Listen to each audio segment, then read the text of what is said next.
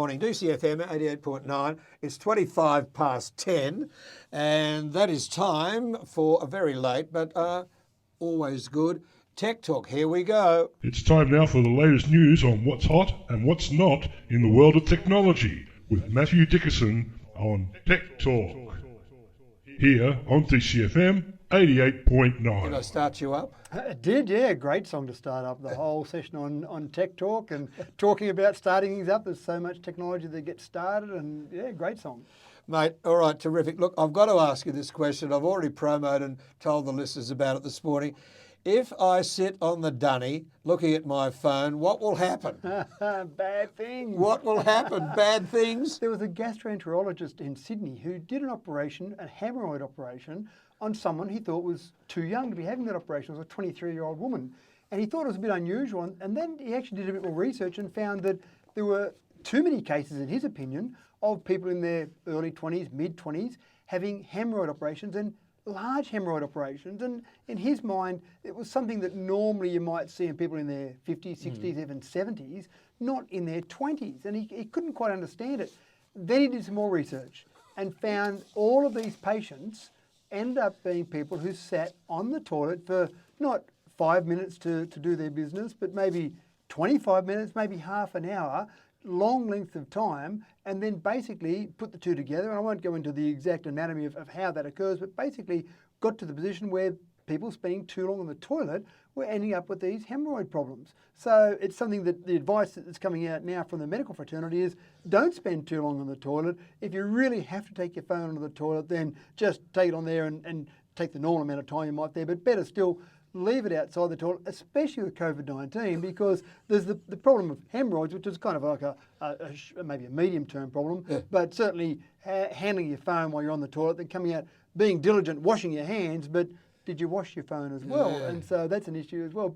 And I'm guilty of this, Richard. I do take my phone to the toilet because I kid myself that I'm multitasking. I think, right, well, I've got to be on the toilet for a couple of minutes, so I might as well take my phone and catch up on that. But you do end up spending longer on the toilet. And one of my children, I won't dob her in, but one of my children... I won't dob her in. The only one at home, poor child. No, that's a couple of years ago, complained bitterly that she had trouble getting good Wi-Fi speeds on the toilet. So I improved our house and ended up putting 4 wireless access points around the house. So every little micro centimetre of the house was covered with good Wi-Fi access. And I'm going to say to my children now, well, stop taking your phone to the toilet because it might end up having some implications only a few years down the track. Well, I don't take the phone to the toilet. I take the notebook and read the paper. But I find, I don't know, we'll get off the subject in this one, but I find, no pun intended, I find that if you sit there for too long, it's uncomfortable. Well, it does probably get a bit uncomfortable as well, but you get engrossed in something you're doing on your phone. And my dad used to do crossword puzzles on the toilet, so maybe it's I'm following your dad's tradition. How's your hemorrhoid? Lauren, not sure at the moment, but going to get checked. All right, fewer emails will help save the planet. What's all this about? Yeah, it's interesting. There's a group in the UK who has said that we use technology and we don't even think about the impact we're having on the planet. And I normally argue that technology is good for the planet because it reduces, for example, you don't need to go into the office, you can have your meeting at home, you can use Zoom, whatever you might use. So you can reduce the amount of transport you might need, and especially after COVID, we've learned that we can do things remotely. So I normally say that technology is good for the environment, but this group has calculated that everyone in the UK sent 1 less email per day. That's it, 1 less email.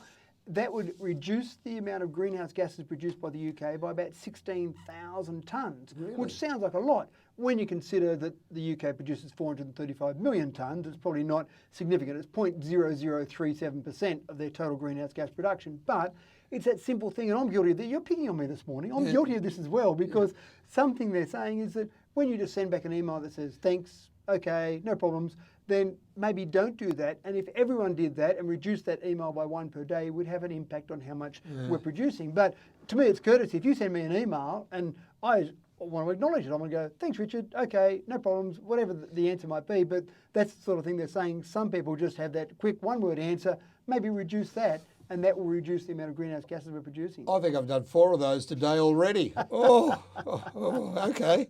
I feel guilty. Okay. Another paid streaming service coming to the country, making 15. Do we need another one, really?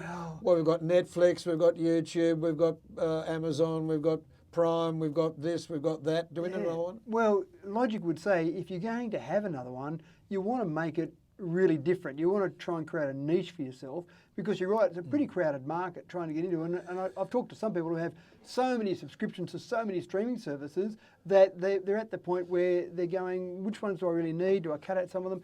But this new one has got to focus on British comedy and British dramas. So Mr. Bean, Midsummer Murders, some of those great classics. The Doctor Who series, a friend of mine from school, he used to avidly watch every Doctor Who show when it was on, but now he would absolutely love this. So it's called BritBox, and as the name suggests, it's all about all those British dramas, British TV shows. So Are you being served? I'm sure that will be on there.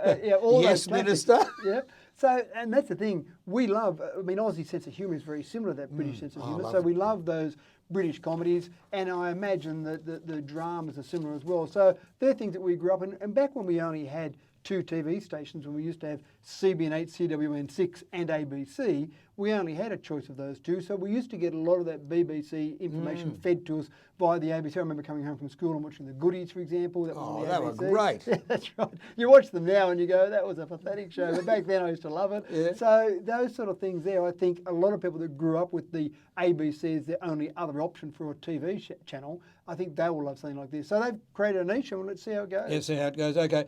On the same topic, Netflix, Queen's Gambit, most watched limited series. I would have thought The Crown would have been, but anyway. No, the Queen's Gambit. Now, they are defining a limited series as one that only has 1 season. So the Queen's Gambit has only had 1 season. One that's got multiple seasons, they're not comparing it to that. But they're talking about 165 million viewers of Queen's Gambit. They've changed the way they count viewers. If you've watched a show for 2 minutes, then that's counted as a view. So it doesn't mean you've watched the whole show, but it still gives you a way of comparison. And I haven't actually watched any of Queen's Gambit. My wife's been watching it. Oh, it's sensational. Yeah, she told me a little It's bit about chess. it. And quite interesting. But what's really happened from this is that sales of chess products have gone up. People researching chess on the internet has gone up dramatically. So people are actually being influenced by watching Queen's Gambit to actually go and use or participate in playing chess themselves. So it's been a good positive thing that's come out of Queen's Gambit. Yeah, officially the most watched limited series ever on Netflix. Yeah, unbelievable. And I love chess. I love playing chess. Yeah, right. It's the best game. I enjoyed bridge for a while, but I got sick of bridge and I just love chess. Moving on. Yeah. Solomon Islands, a ban on Facebook. Why? The answer the Prime Minister's giving is national unity. So he's saying that there are so many people out there who are cyberbullying, who are trolling, who are using, in his words, vile, abusive language, that they're going to put a ban on Facebook. Now, initially it's going to be a temporary ban while they get to the point where they bring in some laws. The biggest problem they have is not so much the vile, abusive language on Facebook, it's the fact that they've actually got no laws in place in the Solomon Islands. If you go and commit what we would consider a crime with cyberbullying or with defaming someone on Facebook, they actually haven't got the legal structure to support that. So you can go and say that someone is whatever, you want to abuse them, call them whatever names you want via Facebook, and they've got no legal recourse. So it's more about them getting their legal processes in place first. But the Prime Minister is obviously fairly disappointed about the way people are using social media and Facebook in particular. So there'll be a temporary ban. They're trying to work out, they haven't actually put it in place yet because they've got to work out the technical details of how they ban Facebook without, I suppose, stopping the whole internet access in the whole country. So they've got to work that out first. Then they'll put the ban in place. Then they'll get the legal processes in place. Presumably after that, they'll be able to turn Facebook back on with some sort of legal recourse for those people that are trolled or bullied. Yeah, I can't see it working.